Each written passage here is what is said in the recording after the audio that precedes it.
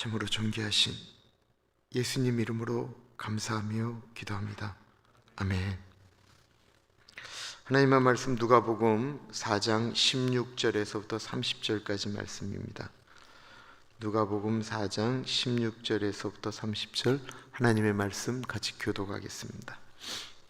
마지막 절은 같이 읽을게요. 예수께서 그 자라나신 곳 나사렛에 이르사 안식일에 늘 하시던 대로 회당에 들어가사 성경을 읽으려고 서심해 선지자 이사야의 글에 드리건을 책을 펴서 이렇게 기록된 데를 찾으시되 곧 주의 성령이 내게 임하셨으니 이는 가난한 자에게 복음을 전하게 하시려고 내게 기름을 부으시고 나를 보내사 포로된 자에게 자유를 눈먼 자에게 다시 보게 함을 전파하며 눌린 자를 자유롭게 하고 주의 은혜의 해를 전파하게 하려 하심이라 하였더라. 책을 덮어 그 맡은 자에게 주시고 앉으시니 회당에 있는 자들이 다 주목하여 보더라.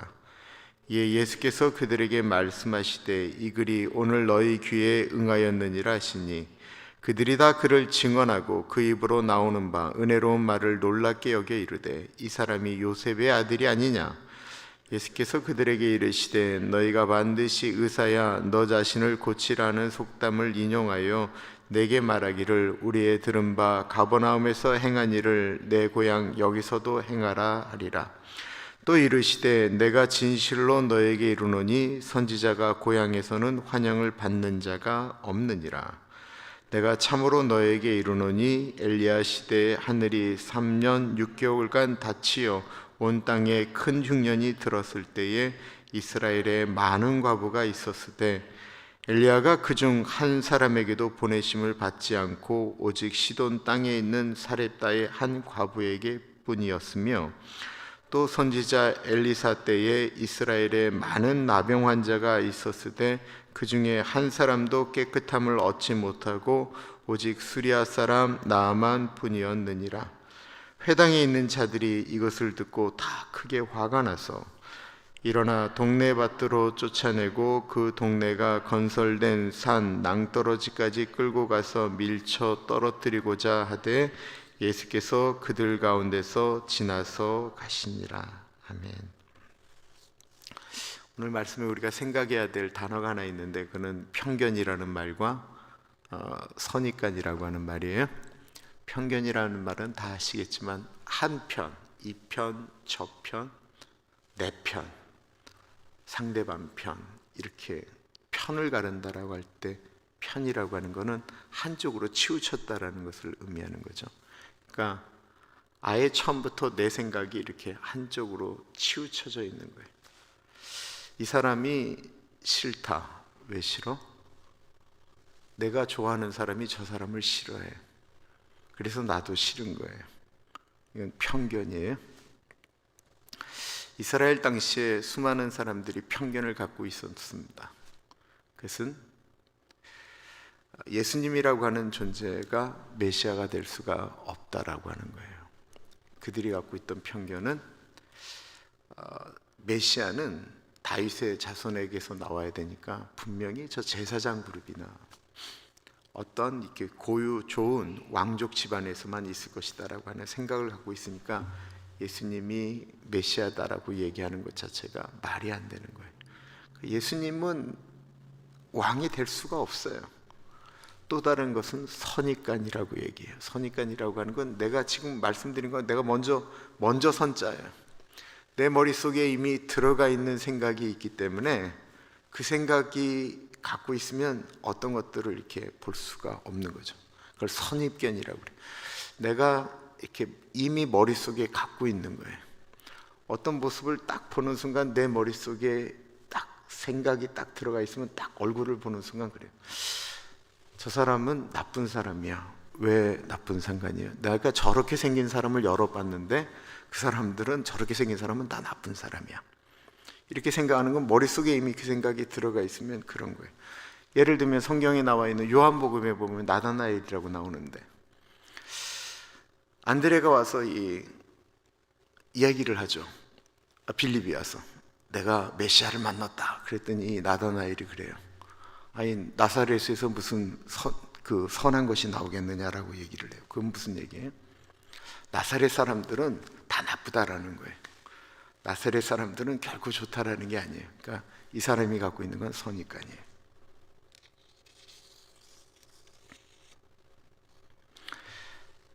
감옥에 갔다 온 사람들은 다 성격이 나쁘다. 이건 편견이죠. 감옥에 갔다 온 사람들이 무슨 사업을 한다. 그럼 무조건 망할 것이다. 왜 그래요? 감옥에 갔다 왔기 때문에. 이건 선입관이에요. 오늘 본문은 내가 가지고 있는 생각, 편견이나 선입관 때문에 축복을 못 받는 이야기가 나오고 있습니다. 누가복음을 보실 때 통독 성경이나 이런 것들을 보면 참 그것이 잘 되어져 있는데 뭐냐면 누가복음에 나오는 순서하고 마가복음이나 마태복음에 나오는 순서가 이렇게 좀 달라요. 근데 기준은 어떤 것이 제일 좋냐면 요한복음은 아예 떼어놓고, 요한복음은 공간복음이라고 안 하잖아요. 다시 말씀드리지만 공간복음이라고 하는 건 똑같은 관점으로 성경을 썼다 해서 공간복음이라고 그래요. 근데 요한복음은 똑같은 관점이 아닌 다른 관점으로 썼기 때문에 사복음서에는 들어가지만 요한복음은 공간복음이라고 안 해요. 그 마태, 마가, 누가복음 중에 마가복음을 제일 먼저 썼다고 그래요. 이유는 마가복음이 제일 짧을 뿐만 아니라 마가복음에 들어가 있는 것들을 마태나 누가가 많이 인용을 하게 되어져 있어요. 그래서 마가복음을 중심으로 마태나 마가가 썼다라고 일반적으로 얘기하기 때문에 어떤 글의 순서를 보면 마가복음이 가장 이제 맞다라고 이야기를 해요. 오늘 본문 말씀에는 어저께 본문 말씀에 보면 예수님께서 세례 받으시고 성령에 이끌려 그 광야에 가서 시험 드는 장면이 나오죠. 그리고 나서 오늘 본문이 바로 나오는데 마태하고 마가복음은 그렇지가 않아요. 거기에는 예수님이 시험 받으신 다음에 갈릴리로 물러나세요. 그리고는 어디서 사역을 하기 시작하냐면 가버나움이라고 하는 곳에서 예수님이 사역을 하세요. 예수님의 주 근거지가 가버나움이에요. 거기서 예수님이 무슨 일을 하셨냐면 야이로의 죽은 딸을 살리는 사건이 일어나요. 혈류병 걸린 여긴 얘기도 거기서 나와요. 그 모든 일들이 다 일어났던 것이 그 가버나움이에요. 그리고 오늘 이 사건은 누가복음에서는 이렇게 급속도로 빨리 나오는 것 같지만 대략 예수님이 사역하신 지 1년 후의 일이다라고 이야기를 해요. 물론 이 누가복음 순서가 또 뒤에 나와서 마가복음에 나왔던 일찍 일어났던 일들이 또 뒤에 나오기도 해요. 그러나 우리가 지금 생각할 때는 이 본문은 예수님께서 이미 유대 땅에 유명해지신 다음이다라는 거예요. 예수님이 죽은 자도 살리고 베드로의 장모도 살리고 했던 사건들이 다 일어났던 사건 후예요. 근데 아이러니하게도 내일 본문에 이제 베드로의 장모가 살리는 사건이 내일 본문에 나오기는 하지만 순서적으로는 예수님께서 가버나움에서 이미 놀라운 일들을 아주 많이 펼치신 다음에 그리고 나서 이제 그 예수님이 자란 나사렛으로 방문하셨던 내용입니다. 예수님은 가버나움이라고 하는 곳에 사역하는데 가버나움은 큰 도시였어요. 오늘날로 얘기하면 LA 정도 되는 도시였고 이 나사렛으로는 저기 말 조심해야지 또 동네를 잘못 얘기했다가 우리를 무시하는 거냐라고 얘기할지 모르겠는데 빅베어 너머에 있는 어느 도시라고 생각을 하면 딱 맞을 것 같아요. 한번 생각을 해보세요. 예수님이 가버나움에서는 그냥 저분이 메시아일지도 모르다가 아니고 메시아였어요. 죽은 사람이 일어나고 그냥 예수님에게만 가면 못 고칠 질병이 없었습니다. 어마어마한 일들이 일어나고 예수님이 움직이실 때마다 구름대 같은 사람들이 예수님을 찾았었어요. 죽은 자도 살렸다라고 하는 이야기가 나오기 시작할 때 그 예수님이 나사렛을 방문했다라는 거예요. 나사렛에서도 그런 얘기가 들리고 있었어요. 우리 나사렛 출신인 예수가 목수의 아들이 뭐 사람을 살렸다라는 이야기도 있고 그 사람이 하나님의 아들이라는 이야기도 있고 그 예수님 앞에 가면 못 고칠 질병이 없다 뭐 이런 얘기가 많이 나오고 있을 때 그 예수님이 나사렛으로 방문한다라고 하는 이야기가 들렸다라는 것입니다. 그럼 나사렛 사람들이 어땠는가를 생각해 보십시오. 예수께서 그 자라나신 곳 나사렛에 이르사 안식일에 늘 하시던 대로 회당에 들어가사 성경을 읽으려고 서시매. 회당이 무엇인지를 좀 설명해야 될 것 같아요. 예루살렘이 회파된 다음에 이스라엘 사람들은 곳곳으로 흩어졌죠. 그것을 가리켜 디아스포라라고 하잖아요. 유대 땅을 잃어버렸어요. 그들이 늘 가던 예루살렘 성전도 잃어버렸고 모든 것들을 잃어버리자 유대인들은 신앙을 잃었던 게 아니고 그들이 모인 곳곳마다 회당이라고 하는 것을 짓기 시작했습니다. 그리고 회당에 모여서 그들은 자신들이 섬기는 하나님을 섬기고 예배 드렸습니다. 물론 회당에서는 제사를 지내는 것들이나 이런 것들은 할 수가 없었어요. 그곳에서 본인들이 필사한 성경책을 읽고 그리고는 이렇게 강론을 했던 것입니다. 대표적인 것이 그 쉐마, 신명기에 나오는 들으라 이스라엘아라고 했던 것들을 다 같이 암송하고 그랬다고 그래요. 그렇게 이제 할 때 말씀을 잘 전하는 랍비가 있으면 그 회당장이, 회당을 대표하는 회당장이 두루마리를 보관한 곳에서 하나 이렇게 주면 그것을 쭉 읽고 랍비가 이렇게 말씀을 전하고, 랍비가 없으면 그냥 아무나 나와서 그 말씀을 읽고 이제 그 모임이 끝나는 거예요. 그런데 그날 예수님이 왔다라고 하는데 소문은 들었잖아요. 회당장이 그 말씀을 예수님에게 이렇게 전달한 겁니다. 예수님이 말씀을 전하러 이렇게 나오신 거예요. 그러자 회당장이 이제 그 말씀을 들고 예수님에게 이렇게 갖다 드린 것이죠. 예수님의 오늘 말씀을 가리켜 메시아적 선포라고 보통 표현을 합니다. 예수님께서 그 나사렛에 있는 사람들에게 내가 왜 왔는지라고 하는 것을 선포하는 것과 똑같다라고 이야기를 해요. 메시아에 대한 예언의 말씀, 이사야 61장의 말씀이기 때문에 그렇습니다. 선지자 이사야의 글을 드리거늘 책을 펴서 이렇게 기록한 데를 찾으시고 곧 주의 성령이 내게 임하셨으니 이는 가난한 자에게 복음을 전하게 하시려고 내게 기름을 부으시고 나를 보내사 포로된 자에게 자유를, 눈먼 자에게 다시 보게 함을 전파하며 눌린 자를 자유롭게 하고 주의 은혜의 해를 전파하게 하려 하심이라 하였더라. 하나님께서 이 땅에 예수 그리스도를 보내신 이유를, 성령님이 이 땅에 오신 이유를 말씀하고 있습니다. 우리에게 오신 이유는 구원의 은혜를 나누어 주시기 위함이다라는 것입니다. 예수님이 얼마나 이 구원의 말씀을 자기가 사랑하는 고향 사람들에게 전하고 싶었겠습니까? 예수님이 자라나시면서 나사렛에서 너무 가난한 것들을 많이 보았거든요. 병들었지만 의사 한번 보지 못했던 동네 사람들 기억하거든요. 귀신 들려서 돌아다니는 분들 보았거든요. 그런데 그 나사렛에는 정치를 하는 사람도 사업을 하는 사람들도 단 한 번도 오지 않았어요. 예수님께서 그 나사렛에서 오셔서 그 나사렛에 있는 사람들이 정말 예수님 영접하고 그들의 삶이 변화되어지고 그들이 정말 하나님의 백성으로 정말 자부심을 갖고 살아갈 수 있도록 할 마음이 예수님이 얼마나 소망했겠어요. 내가 예수님이 돼서 나사렛을 가다 보면 그때 그 정신질환을 앓던 그 형은 어떻게 되었을까? 뭐 이런 생각들을 하면서 오지 않았을까? 제 생각에. 그러면서 나사렛으로 왔다라는 것입니다.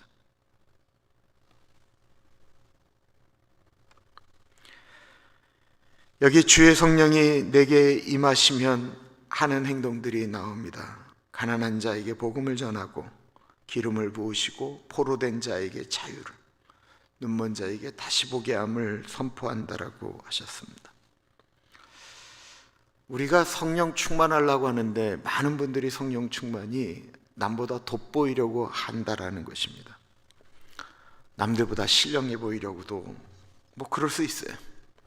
그냥 기도하는 것보다는 그래도 방언으로 기도하는 게 좀 폼이 좀 나 보이기도 하고.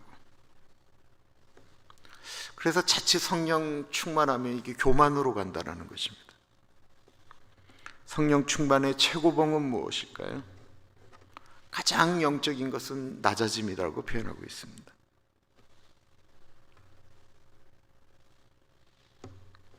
가난한 자에게 복음을 전하기 위해서 더 가난해지고 더 낮아지고, 포로된 자에게 자유를 주기 위하여 그에게 예수 그리스도를 선포하기 위하여 그 자신이 얼마나 아픈 일을 많이 경험하게 됩니까? 성령 충만한 사람은 나는 날마다 죽는다라고 고백하는 사람입니다. 성령이 임하면 죄로 죽음으로 포로된 자에게 자유를 선포하는 것입니다. 죄로 죽음으로 갇힌 자들이 자유하게 되면 하나님을 찬양하게 되죠. 성령 충만해지면 삶의 목적이 달라집니다. 우리 속담에 돈 벌어 남 주냐라고 하는데, 성령 충만하면 돈 벌어 남 주는 것입니다. 저는 우리 교인들이 정말 돈을 많이 벌어서 남 주는 일을 잘했으면 좋겠습니다. 이때 아멘 하면 진짜 돈을 법니다. 한국 성탐으로는 공부해서 남 주냐라고 이야기합니다. 자기 것 된다라는 거예요. 그러나 성령 충만해지면 공부해서 남 주는 것입니다. 정말 공부 열심히 한 사람이, 훌륭한 사람이 성령 충만하면 얼마나 그 나라가 복되겠어요. 그래서 우리가 그런 분들이 너무 바빠서 기도 생활 안 하면 그거 진짜 나쁜 거예요. 공부 잘한 분이 성령 충만하면 하나님이 주시는 지혜를 가지고 다니엘처럼 나라를 다스릴 수 있는 거예요.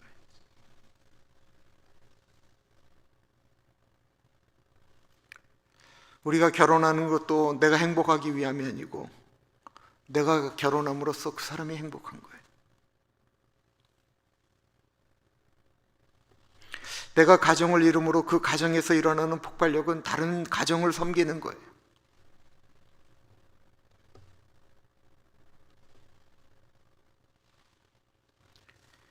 교회라고 하는 것은 은혜 있는 사람이 은혜 없는 사람을 섬기는 곳입니다.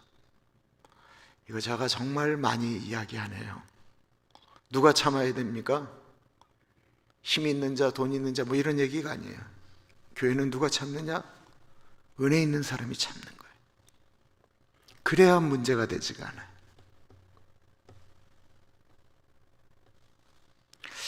은혜 있는 사람은 세상에 나가서 빛과 소금의 역할을 감당하는 것이고요. 은혜 있는 사람은 다른 사람을 잘 인정해 주는 것입니다. 은혜 있는 사람은 편견을 갖는 게 아니에요. 은혜 있는 사람은 사람을 그냥 사람으로 바라봐 주는 것입니다. 그런데 예수님의 고향 사람들이 그러지 못했다라는 것입니다. 22절 23절이에요. 그들이 다 그를 증언하고 그 입으로 나오는 바 은혜로운 말을 놀랍게 여겨 이르되 이 사람이 요셉의 아들이 아니냐.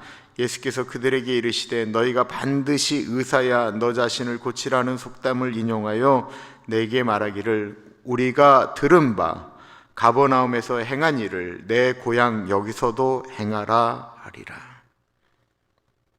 그러니까 이미 이 사람들이 가버나움에서 했다는 일들을 이제 다 들었다라는 거죠. 나사렛 사람들은 자신들의 생각에 사로잡혀 있었어요.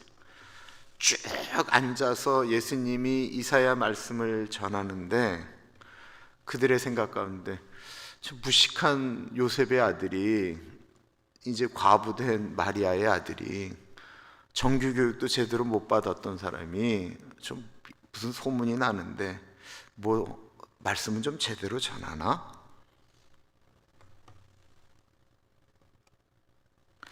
예수님께서 다른 마을에서 말씀을 전하실 때는 그들의 마음이 찔려 고통하고 예수님을 아예 미워하든지 아니면 예수님의 말씀을 받아들이고 하는데, 나사렛 사람들은 그러는 거예요.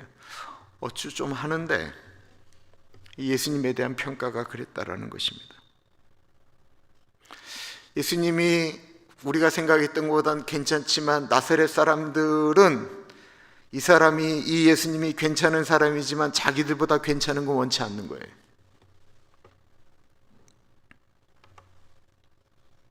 의원아 너를 고치라라고 하는 말이 무슨 말이에요? 의원이 자기도 병들었는데 다른 사람을 고치고 하는 그것이 틀렸다라는 거예요. 의원아 너는 네 병부터 고치고 나서 딴 사람 병 고쳐라 라고 하는 말을 하듯이 네가 이 나사렛 동네 여기에 있는 사람들부터 고치고 가버나움이고 어디고 고쳐야지. 먼저 우리 이 나사렛에서 사람들 병을 고치면 내가 그러면 우리가 너 인정해 줄게 라고 이야기했다라는 것입니다. 즉 나사렛 사람들 보기에 예수님은 여전히 목수의 아들이고 여전히 배고파하고 힘들어하던 요셉의 아들이 맞는데, 네가 선지자냐? 네가 하나님의 아들이냐? 그러면 여기에 와서 우리들을 한번 고쳐봐라.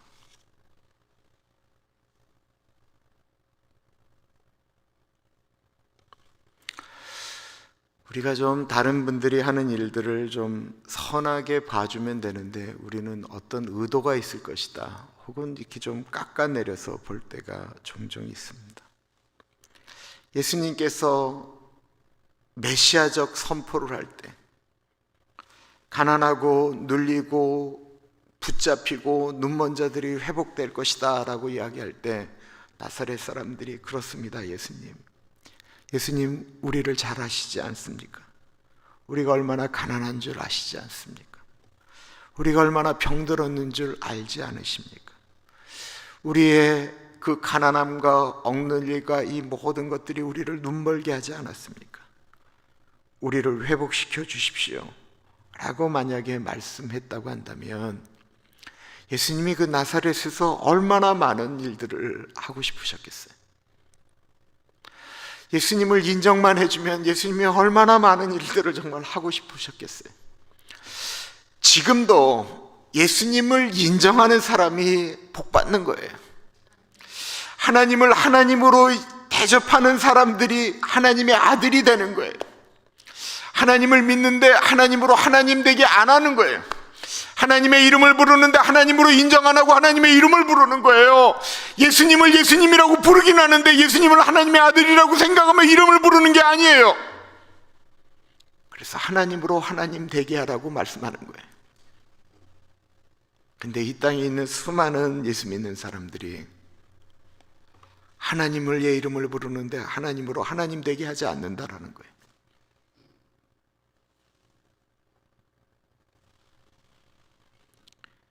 이들이 가지고 있는 그런 선입관과 편견 때문에 그들은 어떠한 축복도 받지를 못했습니다. 물론 마가복음에는 예수님께서 조용히 몇 사람은 고치셨다라고 나오기는 해요. 근데 나사렛에서는 다른 지역에서 행하셨던 일들을 행하지를 못하셨습니다. 왜냐하면 여러분 예수님의 사역을 가만히 보시면요, 예수님의 신적 능력을 인정하는 분들에게만 예수님은 일하시기 시작하셨어요. 나사렛 예수여 우리를 불쌍히 여기소서, 주여 우리를 불쌍히 여기소서 외쳤던 사람들, 믿음을 가지고 와서 지붕이라도 뜯으면서 내려왔던 믿음의 사람들, 그런 사람들에게 예수님은 일하셨는데 나사렛에서는 그런 마음을 가진 사람들이 없었다라는 것입니다.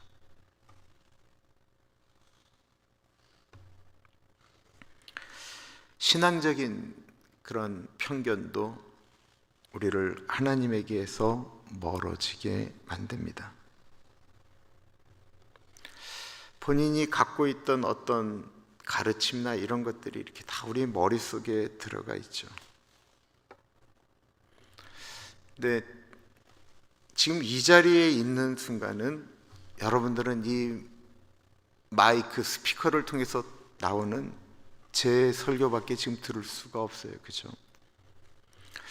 여러분들이 어디서 신앙생활할 때 순복음, 장로교, 감리교, 침례교 뭐 어떤 곳이든 간에 기본적으로 오래 신앙생활을 하다가 보면 갖고 있는 이런 틀이나 이런 편견이나 선입관 같은 것이 있을 수가 있습니다. 근데 그것을 가지고 설교를 듣기 시작하다 보면 설교를 판단하게 됩니다. 그리고 설교에 대해서 가위질을 자꾸만 하게 돼요. 그러면 참 어려워요. 저는 늘 큐티 설교하잖아요. 그러니까 제가 큐티 하면서 은혜 받은 거, 그리고 나서 이것이 우리 교인들에게 전달되어질 때는 자에게는 맞지만 교인에게 안 맞는 것들은 빼고 서로 이렇게 맞춰가면서 제가 이렇게 말씀을 준비하거든요. 근데 내가 전에 모셨던 목사님은 그렇게 해석하지 않았다라고 자꾸만 생각하는 게 은혜 받는데 얼마나 어려움이 되겠어요. 물론 내가 틀리게 전하는데도 무조건 믿으라는 게 아니에요. 이게 좀 조심하지만 교인들은 목사를 사랑해야 돼요. 목사도 교인을 사랑해야 돼요. 이게 굉장히 중요한 얘기예요. 목사를 사랑하지 않는 교인은 그 교회에서 은혜 받기가 어려워요. 그러니까 내가 내 자신을 위해서 사랑하라는 거지 목사를 위해서 사랑하라는 게 아니에요. 내가 그 목사를 사랑해야 설교를 들을 때도 그게 은혜가 되는 거예요. 그러지 않으면 참 어려워요.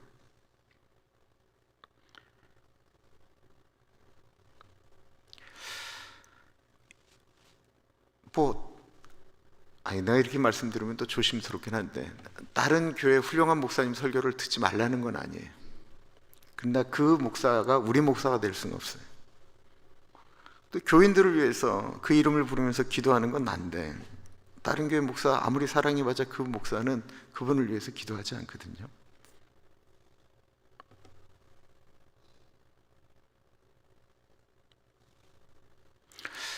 우리가 섬겨야 될 사람들도 가까이 있는 사람들입니다. 우리가 만나야 되는 사람들을 섬겨야 됩니다. 그리고 우리가 바꿔놓겠다고 해서 절대로 바뀌어지지가 않습니다. 저희 집사람이 저를 바꿔놓으려고 아주 수십 년 동안 애쓰고 노력했는데 제가 안 바뀌어요. 우리 다 알잖아요. 사람 잘 안 바뀌어요. 안 바뀌는 것 때문에 고통하는 것보다는 그냥 인정해 주는 게 차라리 나아요. 은혜 받은 사람의 표는 인정해 주는 것입니다. 나사렛 사람들은 그런 은혜가 없었습니다. 은혜가 없으니까 예수님을 인정하지도 않았고 받을 복도 차버리고 말았던 것입니다.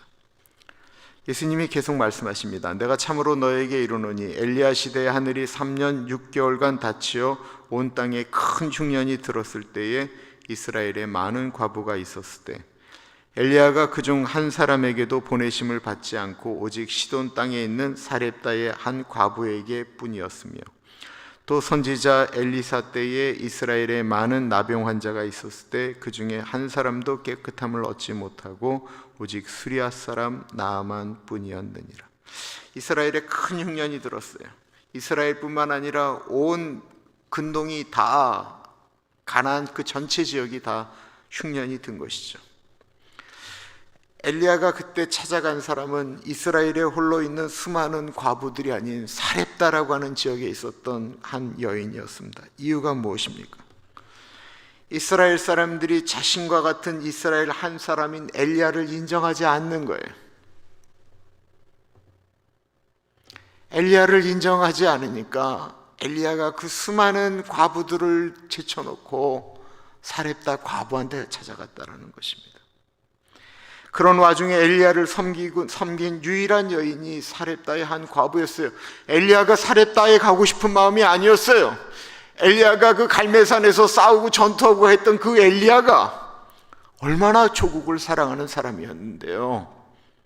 그러나 그 엘리야를 영접하는 사람들이 없었다라는 것입니다.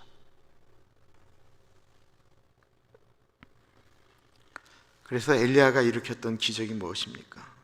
그 여인에게 떨어지지 않을 정도로 계속 기적을 일으켜서 그 여인이 기름을 받아서 그 어려움을 이겨나갈 수 있도록 했다라는 것입니다.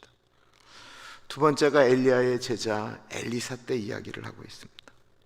문둥병에 걸린 우리가 잘 아는 나아만 장군 이야기입니다. 당시 이스라엘에는 수많은 문둥병자들이 있었죠. 예수님 사역에 수많은 문둥병자들에 대한 이야기가 얼마나 많이 나와요. 이스라엘에 많은 문둥병자가 있었다라는 거예요. 그러나 그 문둥병자 어느 누구 하나 엘리사를 찾아오지 않았는데 엘리사 너나 나나 똑같다라는 거예요. 뭐 엘리사를 찾아가겠어? 그때 저 멀리 수리아에 있는 나아만 장군이 엘리사를 찾아옵니다. 근데 엘리사가 만나주지도 않는 거예요. 그 당시 수리아가 이스라엘보다 엄청나게 큰 국가였거든요. 오면 버선발로 나와서 영접하고 인사드려야 되는데 안 나오는 거예요. 조항 게하시를 보내더니만 내용을 듣고는 요단강에 가서 7번 몸을 씻어라 라고 이야기를 합니다. 그 말에 화가 나서 나만 장군이, 이런 건방진 사람이 있어, 나와서 나를 영접해도 시원치 않은데 종을 보내? 그리고 우리 수리아에 좋은 강이 없어서, 깨끗한 강이 없어서 이 더러운 강 요단강에 가서 내가 내 몸을 씻냐? 가자! 그때 따라온 종이 이렇게 얘기하죠. 장군님, 여기까지 오셨는데 그냥 가시면 우리가 얼마나 억울합니까? 눈 한번 딱 감고 7번만 들어갔다 나오시면 안 되겠습니까? 눈 한번 딱 감고. 이 눈 한번 딱 감는 게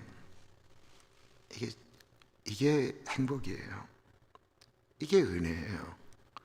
나사렛 사람들이 꼽기도 했을 거예요. 야, 우리 집이 더 잘 살고 우리 아들이 더 괜찮은 교육을 받았는데 저 예수가 이름이 올라가네. 그때 그냥 눈 한번 딱 감는 거예요. 내 마음에 편견이 일어나고 선입관이 일어나고 미움이 일어나고 다툼이 일어날 때 눈 한번 딱 감는 거예요. 눈 한번 질끈 감으면 되는데 그놈의 자존심이 그게 안 되는 것입니다. 나만 장군이 그때 눈 한번 질끈 감고 순종했습니다. 사렙다 과부와 나만 장군의 공통점은 모두 말씀을 듣고 순종했다라는 것입니다. 자신들이 갖고 있는 편견을 버렸어요. 그랬더니 은혜가 임했다라는 것입니다. 편견을 가진 이스라엘 사람들은 엘리야와 엘리사를 무시했습니다. 그러나 그렇지 않은 사람들은 축복을 받았다라는 것입니다. 나사렛 사람들에게 예수님이 이렇게 말씀하시면 그들의 마음이 찔려야 되잖아요. 근데 더 화가 났어요. 이제 더 이상 못 들어주겠다라는 거예요. 저 잘난 척하는 것을 저거 가만히 두면 안 되겠다라는 거예요. 이때 눈 한번 질끈 감았으면 그 나사렛에 있는 수많은 문둥병자들이, 수많은 귀신 들린 사람들이, 수많은 병든 사람들이 축복을 받을 텐데, 그때 그들이 눈 한번 질끈 감았던 것이 아니고 눈을 부릅 떴어요.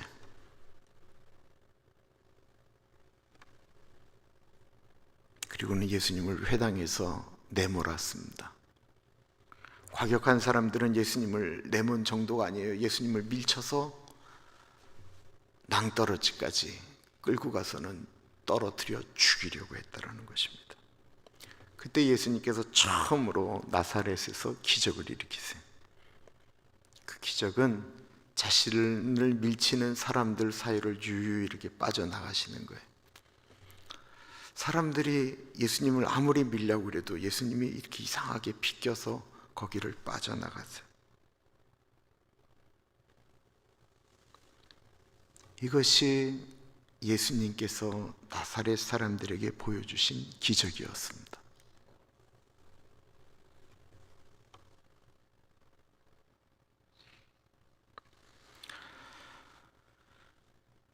우리 안에 있는 많은 것들을 내려놓아야 우리는 은혜 받을 수 있습니다. 예배 드릴 때는요, 내가 은혜 받겠다라고 하는 마음으로 와야 돼. 물론 그렇게 오지 않아도 주님이 은혜 주시기도 해요. 저희 교회 요즘 9시 30분 되면 교인들이 그래도 좀 많이 와서 예배 기도하시잖아요. 다른 분들이 은혜 임하기 위해서 기도하는 분들이 있으니까 하나님께서 그렇게 은혜 주시기도 해요. 그러나 내 스스로가 달라져야 돼. 예배 때마다 말씀을 읽을 때마다 내 생각이 아닌 하나님의 생각을 좀 달라고, 하나님의 마음을 좀 알게 해달라고, 내 귀를 열어달라고 우리 기도해야 돼. 예배 드릴 때마다 하나님 내 마음을 좀 치료해 주십시오. 딱딱한 마음을 좀 부드럽게 만들어 주십시오.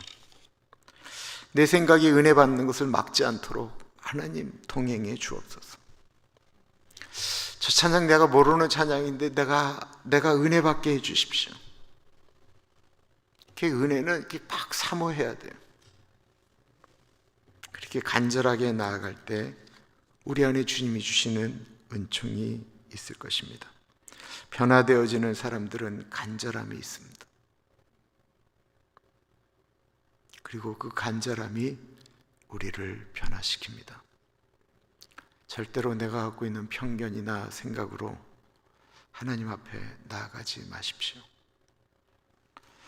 우리 기도하겠는데요, 혹시 내가 주님 앞에 나아갈 때 은혜의 자리로 나아가는 방해하는 것은 무엇인가? 혹시 나에게는 이런 자존심 때문에 내가 은혜 받지 못하지는 않는가? 한 가지 더, 내가 눈 한번 질끈 감아야 될 일은 무엇인가? 눈 한번 질끈 감아야 되는 일. 하나님, 내가 은혜를 위해서라면 지금 눈 질끈 감겠습니다. 내가 눈 질끈 먼저 감고 내가 먼저 해보겠습니다. 내가 먼저 순종하겠습니다.